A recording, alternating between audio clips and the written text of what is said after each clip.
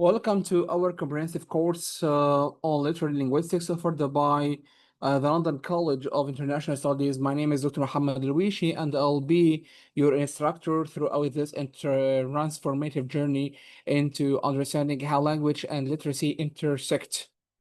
This course represents a cutting-edge approach to literacy education, one that bridges the gap between theoretical linguistics and the practical classroom application. Over the coming sessions, we'll explore how the scientific study of language can revolutionize the way we teach reading and writing to learners of all ages and backgrounds. Whether you're single teacher, a future educator, as a speech language pathologist, or simply someone passionate about literacy, this course will equip you with the knowledge and tools to make a lasting difference in learner's life. Let's begin this exciting journey together.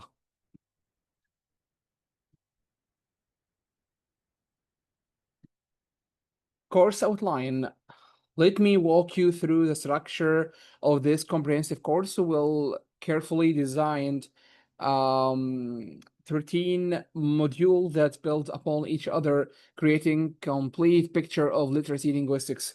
We begin with an introduction to literacy linguistics, establishing the foundational concepts that will guide our entire study from there.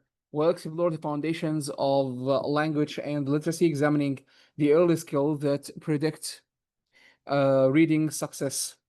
Our third module delves into the science of reading and structured literacy, where we will unpack decades of research revealing how brain learns to read. This is followed by an examination of linguistic components critical to literacy, the building blocks of language that everyday educator must understand.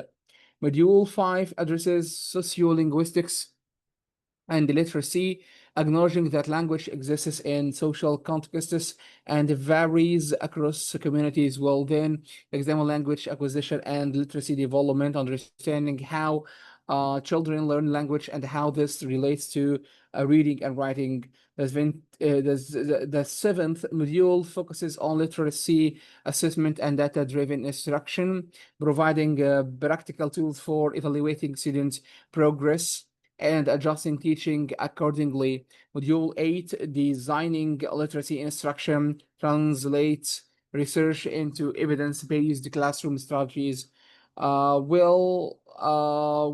will address literacy in language and special education in Module 9, ensuring we can support all learners, including those with disabilities. Module 10 explores literacy and technology integration, examining how digital tools can enhance instruction. Module 11 introduces critical literacy and the multicultural perspectives, helping us understand literacy as more than just decoding. It's about power, representation, and social justice. Module 12 examines the language, literacy, and identity, recognizing how reading and writing connect to who we are. Finally, we'll conclude with a summary and the course reflection, synthesizing our learning and planning for implementation. Each module has been designed to be both intellectually rigorous and immediately applicable to real-world teaching contexts. And learning objectives. Before we dive into the contents, let's establish clear learning objectives, what you will be able to do by the end of this course.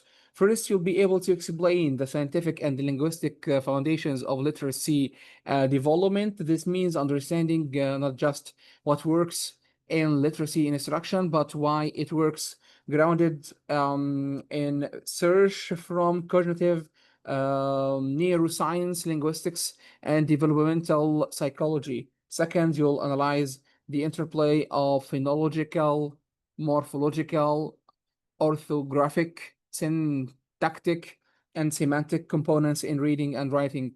These may sound like complex terms now, but by course and you'll understand how these linguistic systems work together to enable literacy.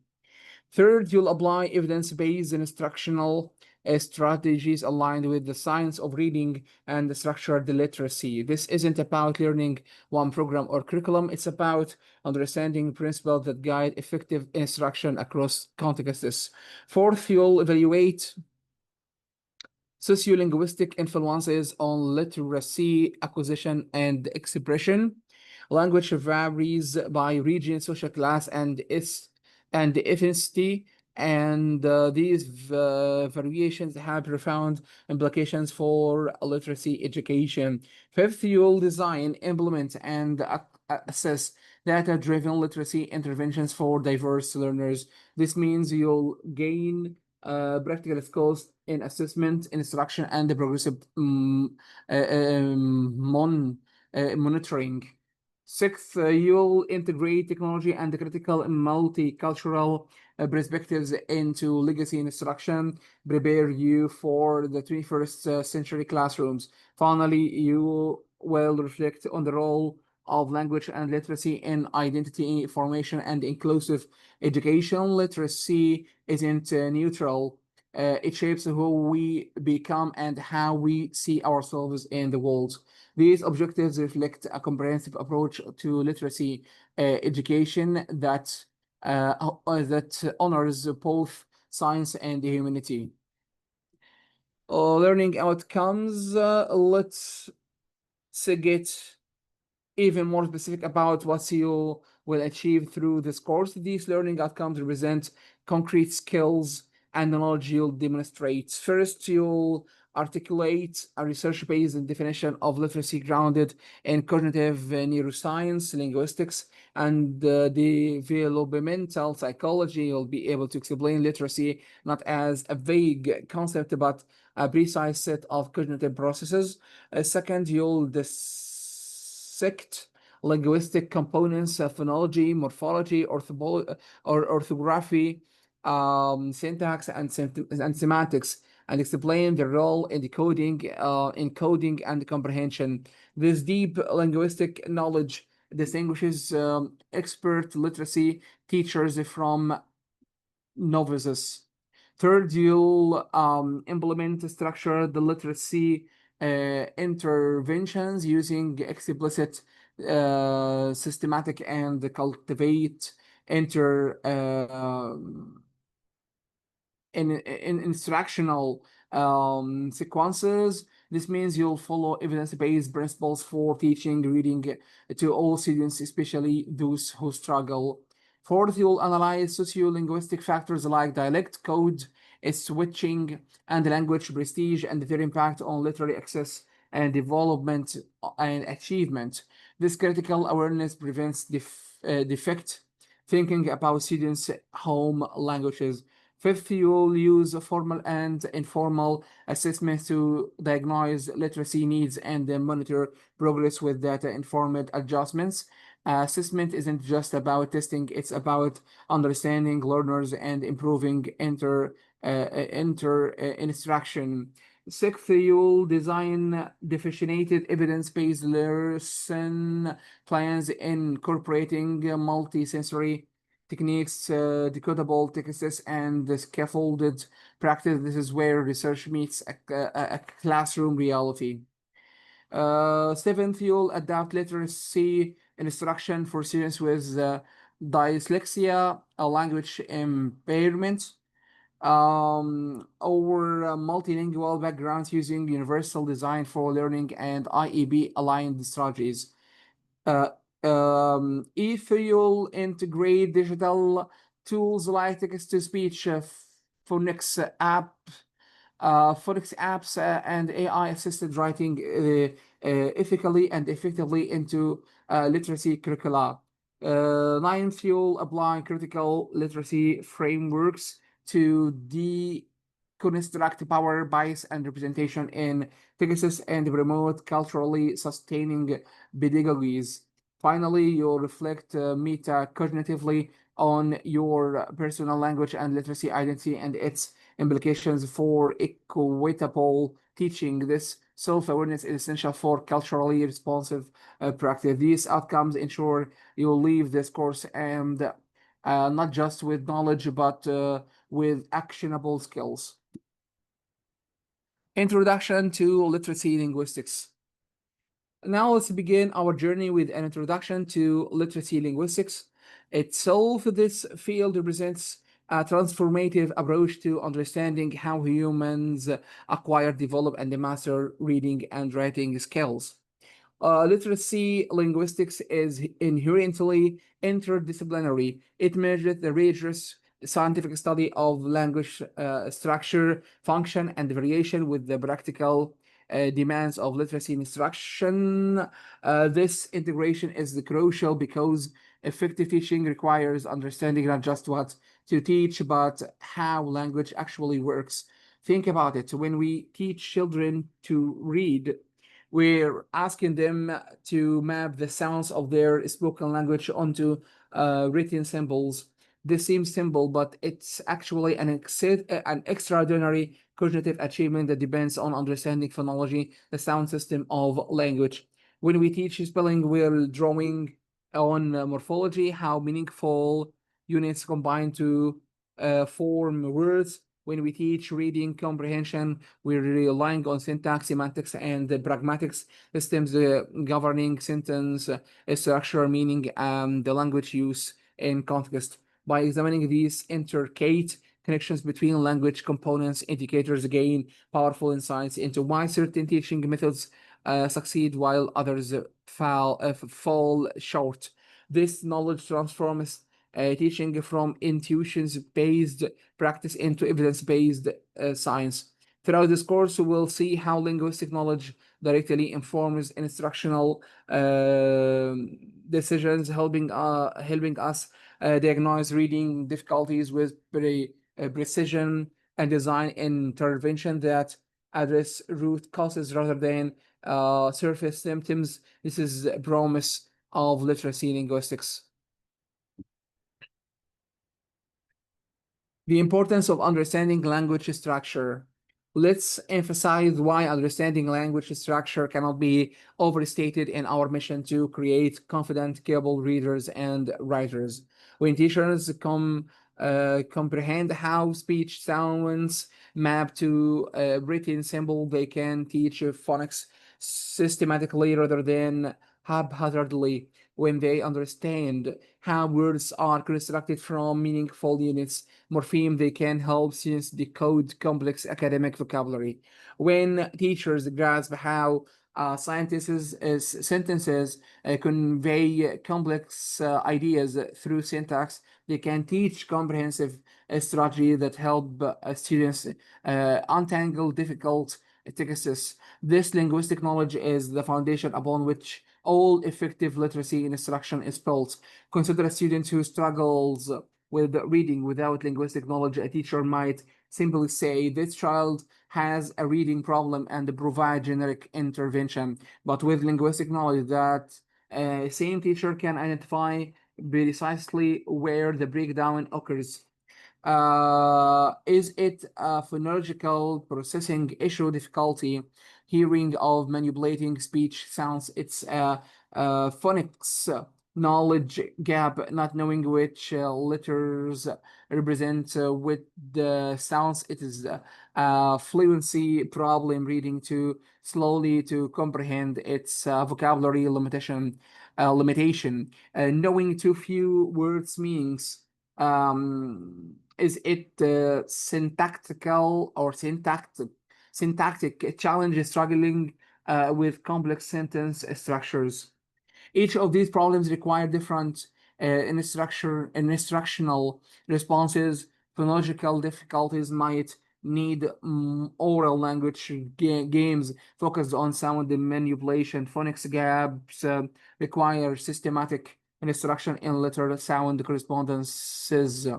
Fluency problems benefit from repeated reading practice. Vocabulary limitations need rich, explicit word learning. Syntactic challenges require sentence level instruction. This diagnostic precision, knowing exactly what to teach and why, transforms intuitive teaching into evidence-based practice is the difference between guessing and knowing, between hoping and succeeding.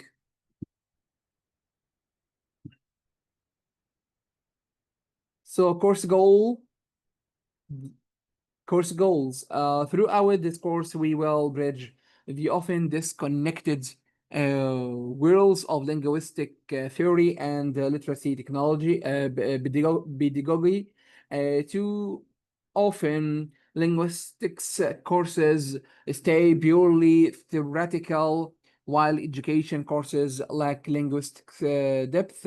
We're we're taking different approach. Our goals are both ambitious and practical. First, we aim to help you master the science of reading, understanding what decades of research tell us about how reading actually works in the brain and how to teach it most effectively. Second, we'll work on understanding language variations and its classroom implications. Language isn't uniform, it varies by region, social class, ethnicity, and context. These variations aren't deficit. They're linguistic resources. Understanding them is essential for equitable teaching. Third, you learn to assess literacy development systematically. This means using screening, diagnostic, and progress monitoring tools to make data-driven instructional decisions rather than relying on hunches. Fourth, you'll learn to design instruction that honors both linguistic principles and learner diversity. This means evidence-based methods that work for all students, from emerging readers to struggling adolescents to multilingual learners navigating new linguistic terrain. We will explore how theoretical knowledge translate into practical teaching strategies. You'll learn to specific I mean, you learn specific techniques you can implement Monday morning, but more importantly, you'll understand the principles behind those techniques so you can adapt them to any context. This course is designed for maximum applicability. Every concept we discuss will be connected to classroom practice. Every research finding will be translated into instructional implications. Theory and the practice will be thoroughly integrated. Chapter 1, Foundations of Language and Literacy. Let's begin chapter 1, where we will explore the foundations of language and literacy. This chapter establishes the essential building blocks that must be in place for literacy to develop successfully. The journey to literacy begins long before a child enters the classroom. It's rooted in the earliest experience with language and print. Starting from infancy, understanding these foundations is crucial for every educator because they represent the requisite skills for reading success. Early language development encompasses critical skills that form the bedrock of reading achievement. Chief among these is phonological awareness, the ability to recognize and manipulate the sound structures of language. This meta-linguistic skill emerges through playful engagement with rhythms, songs, and word games. Research consistently shows that children who can segment words into syllables, identify beginning sounds, and blend the phonemes possesses powerful predictors of future reading achievement. In fact, phonological awareness in kindergarten is one of the strongest predictors of third grade reading success. Stronger than IQ, stronger than socioeconomic status. This isn't surprising when you consider what reading requires to read an alphabetic language like English. Children must understand that words are composed of smaller sound units and that letters represent those sounds. Without phonological awareness, the alphabetic principle, the foundation of reading makes no sense. In this chapter, we'll explore not just phonological awareness, but also concepts of print and the alphabetical principle. These foundational understandings set the stage for all subsequent literacy learning. Concepts of print and alphabetic principle.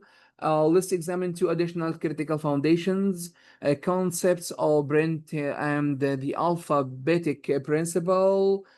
Concepts of print represent another essential foundation that's often taken for granted, but must be explicitly taught to many learners. These concepts encompass understanding that brand carriers, meaning that those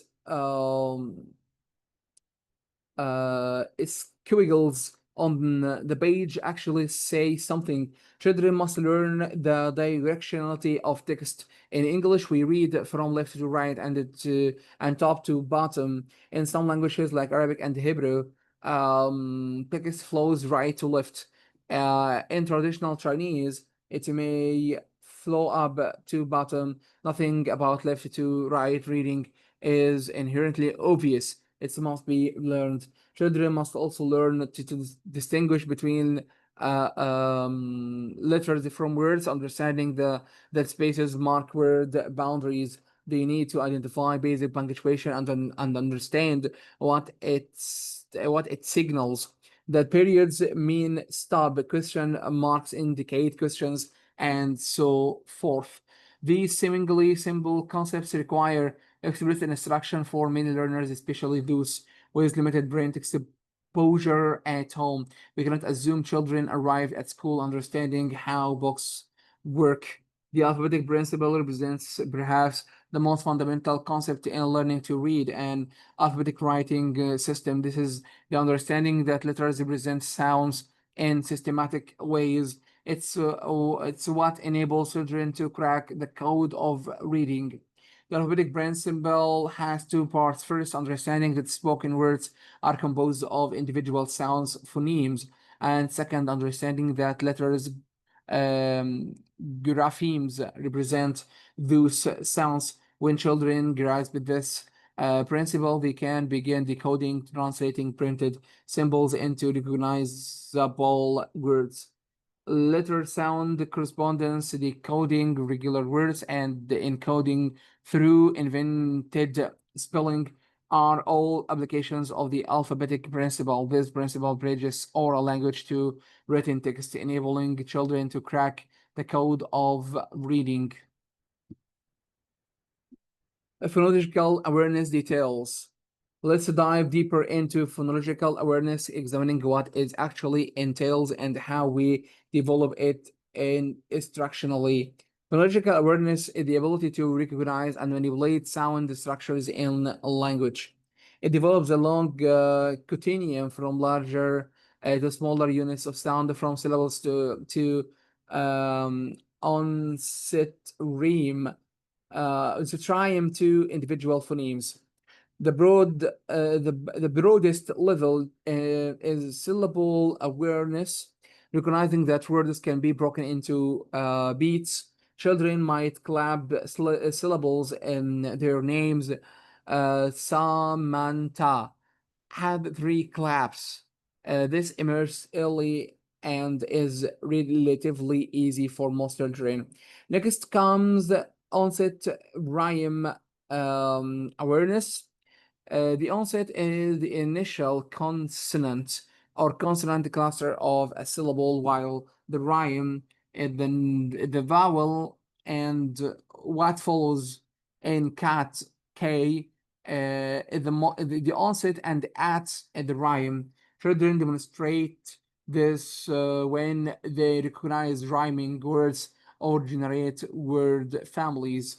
The most advanced and the most crucial level is phonemic awareness of individual phonemes, the smallest units of sound that change word meaning. The word cat has three phonemes, K, A, T.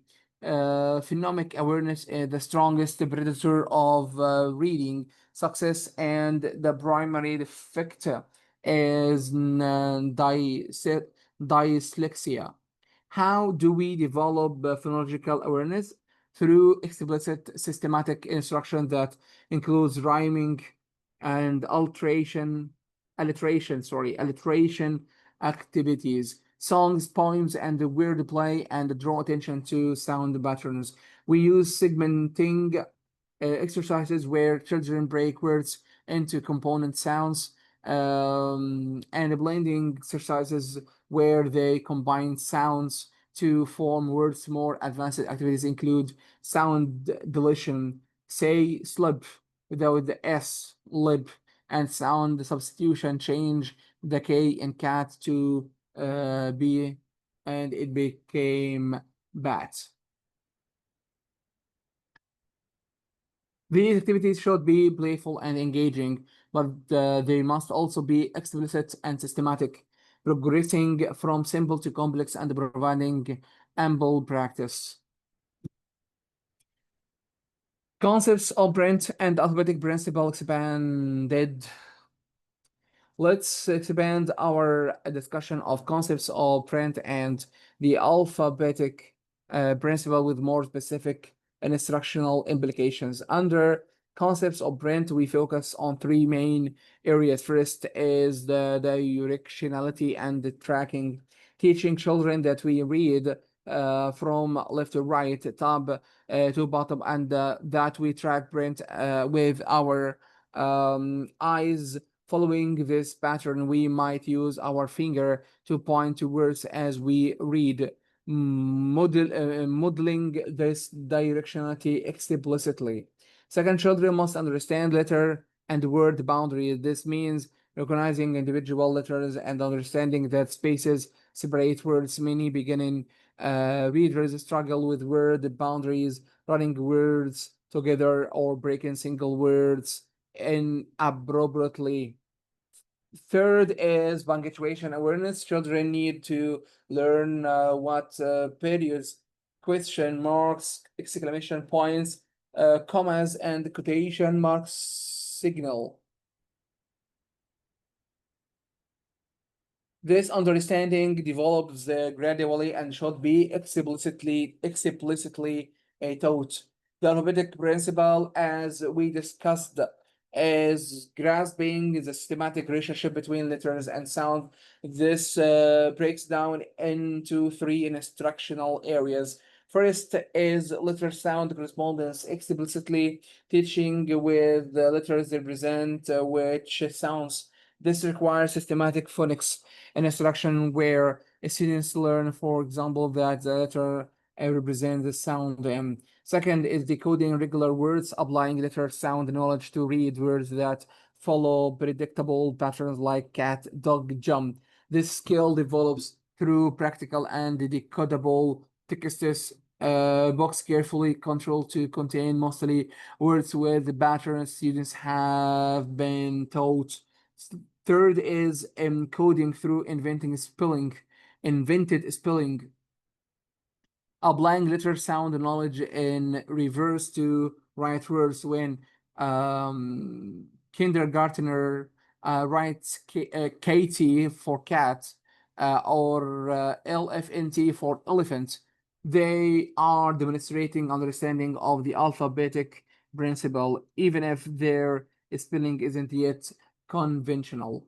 All these concepts of print, alphabetic principle, and phonological awareness must be firmly established for literacy to develop successfully. The science of reading, decoding, encoding, fluency, comprehension. Now let's explore what the science of reading tells us about the complex orchestration of skills required for proficient reading. This slide identifies four interconnected components: decoding, encoding, fluency, and comprehension. Decoding is translating printed symbols into recognizable words. This is the foundation of reading in alphabetic languages. Children must learn to look at the letter on a page and accurately determine what word they represent. Coding must become automatic to free cognitive resources for comprehension, the ultimate goal of reading. Think about this.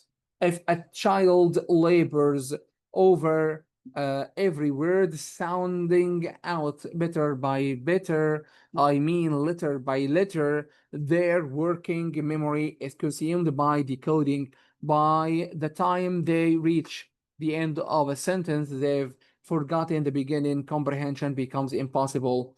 Encoding or spelling reinforces these connections in reverse. When children learn to spell words, they are strengthening their understanding of how sounds map to letters. Encoding and decoding are reciprocal processes. Improvement is one supports the other. That's why research-based programs integrate spelling instruction with reading instruction.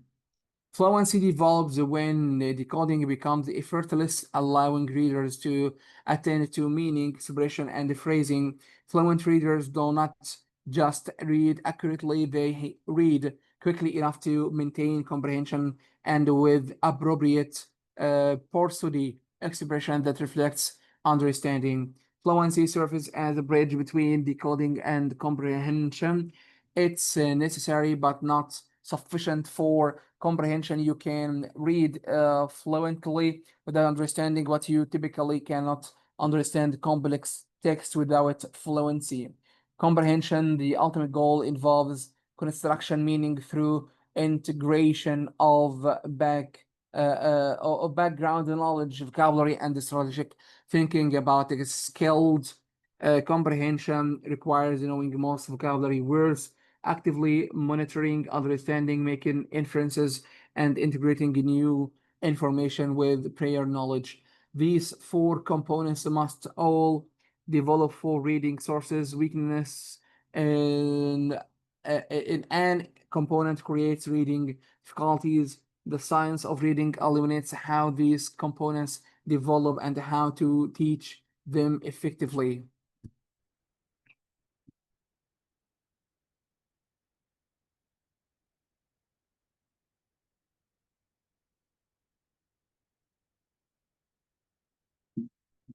Multisensory approaches. Let's discuss one of the most powerful instructional approaches for developing foundational literacy skills, multisensory instruction. This approach honors the diverse ways learners process information by engaging visual, auditory, kinesthetic, and tactile pathways simultaneously. Research showed that when multiple sensory pathways are engaged simultaneously, neutral connections strengthen more effectively than though any single modality alone. This isn't just theory. Brain imaging studies demonstrate that multi-sensory integration creates more robust and lasting neural representations. What does multisensory instruction look like in practice when children trace letters in sand while saying their sounds? They're using tactile sensation, touching sand, kinesthetic movement, hand motions, auditory input, hearing sounds, and visual information, seeing letters all at once. When students use colored tiles to represent phonemes while building words, they manipulating physical objects, kinesthetic, seeing color patterns, visual, and saying sounds, auditory. This simultaneous engagement reinforces learning powerfully. The Orton Gillingham approach developed for students with dyslexia exemplifies multisensory phonics instruction. Students might see a letter card, hear the sound, repeat the sound themselves, trace the letter in their ear while saying it, and then write it all in a single instructional sequence. Other multisensory techniques include using sandpaper letters that provide textual feedback. Skywriting, tracing large letters in the air, arm tapping, touching parts of the arm to present sound in sequence, and using manipulatives like letter tiles or sound boxes. These research validated methods prove especially powerful for struggling readers. Since with dyslexia and learners who need additional support to master foundational skills, but here is the important point. Multisensory instruction does not just help struggling learners, it benefits all students by addressing multiple learners channels. We ensure that literacy instruction reaches every child, accommodating different learning preferences and strengthen neural pathways through redundancy and reinforcement. The science of reading and structured literacy. Research foundation. Now let's examine the scientific foundation that underlies modern literacy instruction. The science of reading represents decades of conveying evidence from cognitive psychology, neuroscience, and education research revealing how the brain learns to read. This research framework demonstrates something crucial that challenges some long-held assumptions. Reading is not a natural process like learning to speak. Let me say that again because it's so important. Reading is not natural. Children learn to speak by simply being immersed in a language-rich environment. Barring significant disabilities, all children in all cultures learn their native learning without formal instruction. Speaking is biologically prepared. Our brain evolved for oral language. Reading, however, is an acquired skill requiring explicit instruction in the alphabetic code. Writing systems were invented only about 5,000 years ago, far too recently for revolutionary adaptations. Our brains were never ever designed for reading. Instead, we must purpose repurpose brain regions evolved for other functions. Brain imaging studies reveal fascinating insights into this process. Skilled readers develop efficient neural pathways connecting visual processing regions where we see letters to language areas where we process speech, sounds, and meaning. This reading circuit must be built through instruction and practice. Struggling readers often show under activation in these critical circuits, practically in the left hemisphere regions responsible for phonological processing and rapid word recognition. However, and this is encouraging appropriate intervention can actually change brain activation patterns, building stronger neural pathways for reading. This understanding has profound implications. Effective literacy instruction must be systematic, explicit, and rooted in understanding of language structure. We cannot simply expose children to books and hope they will intuitively absorb reading skills. Some children might learn this way, but many will not. And those who don't are often blamed for their failure when it's actually an instructional failure.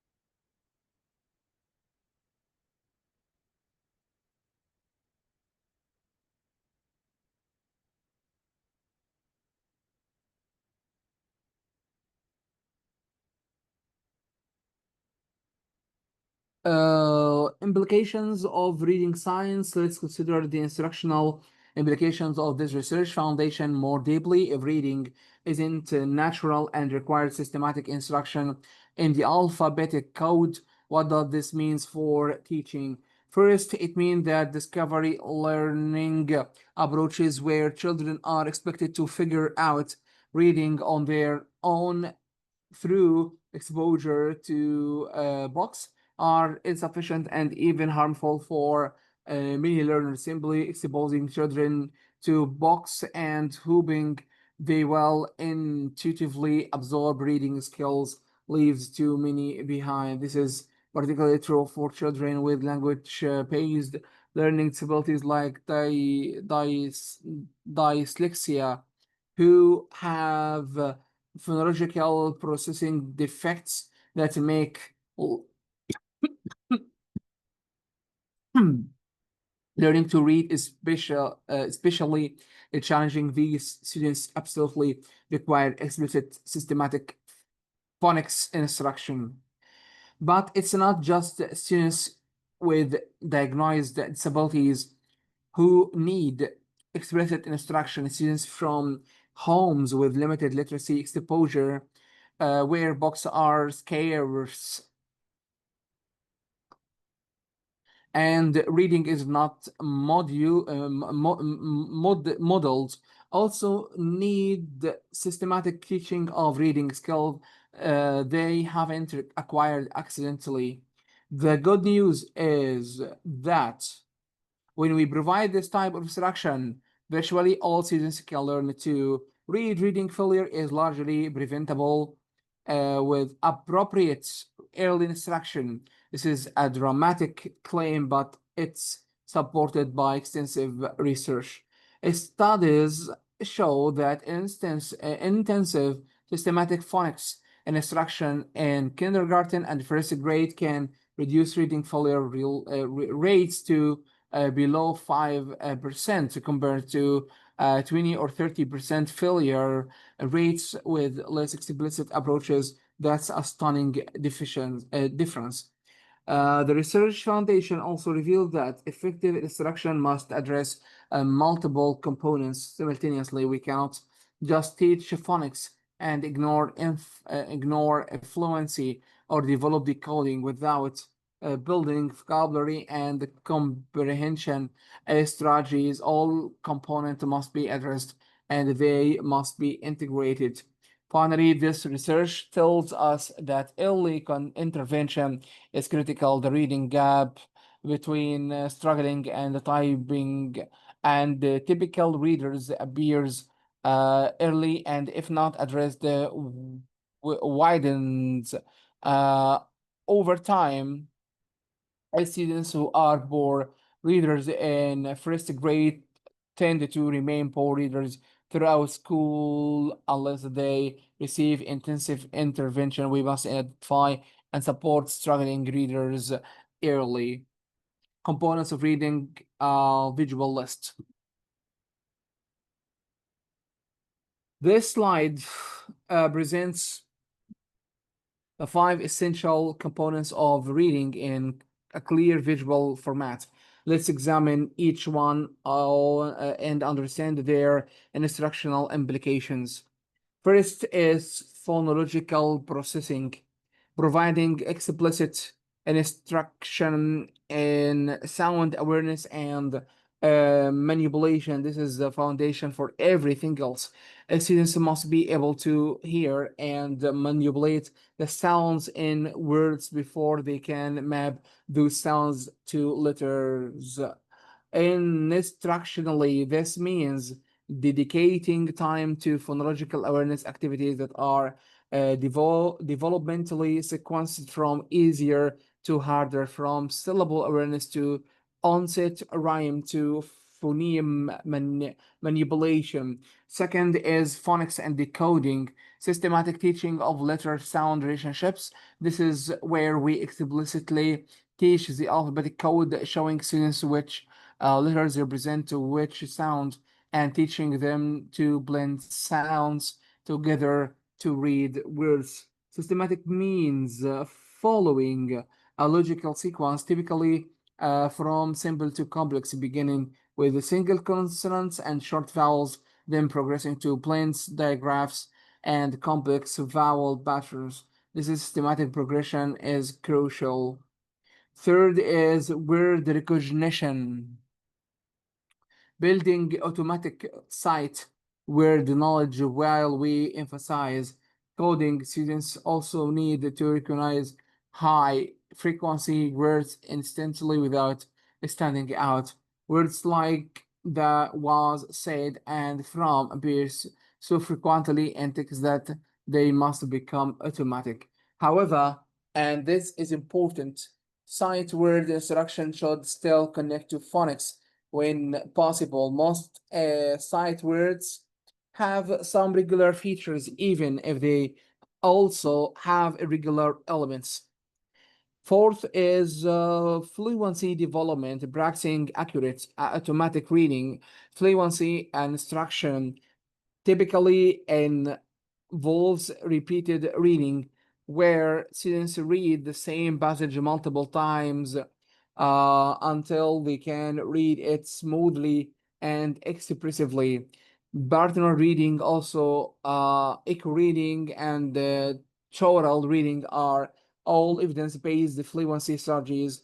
Finally, is comprehension, constructing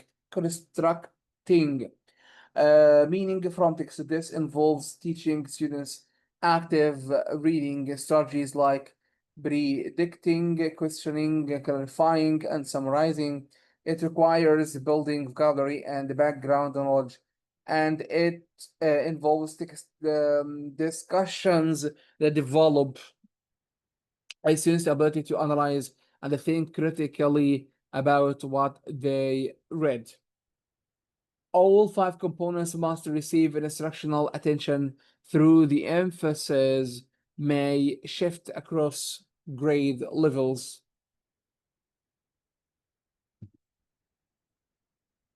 The structured literacy principles.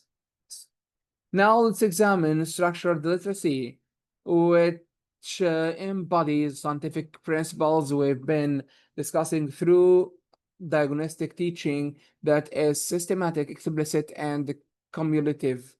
Structured literacy is not program or curriculum. It's an approach to teaching reading based on the science of reading. Let me explain what makes it structured. First, an instruction follows a logical sequence from simple to complex. We teach letter sound correspondences before tackling multi-symbolic words. We teach the alphabetic principle before expecting fluent reading. We teach decoding before emphasizing speed. This logical progression respects how reading skills build upon each other. Second, each concept is taught explicitly rather than assumed. The teacher doesn't hope students will discover patterns, she directly teaches them. Today, we are learning that when two vowels are together, often the first one says its name and the second one is silent. Let's look at the words like boat, road, and soap. This explicit teaching includes clear explanations, teacher modeling, and guided practice with feedback. Nothing is left to chance or discovery. Third, skills build cumulatively with continuous review, ensuring mastery. Each new lesson reviews previously taught material before introducing new content. Students practice new skills until they are automatic, and then those skills are integrated with future learning. For example, when students learn the SH sound, they review it repeatedly in subsequent lessons. Even as new content is introduced, previously learned skills aren't forgotten. They're continually reinforced. Fourth, this approach incorporates multisensory techniques we discussed earlier, engaging multiple pathways simultaneously to strengthen learning. Fifth, structure instruction provides immediate corporate feedback when a student makes an error. The teacher corrects it immediately, preventing incorrect learning from being practiced and strengthened. Structured literacy represents the opposite of whole language or balanced literacy approaches that emphasize meaning making over code based instruction. It's systematic, explicit, cu- cum- cu- cumulative, and based on the science of reading.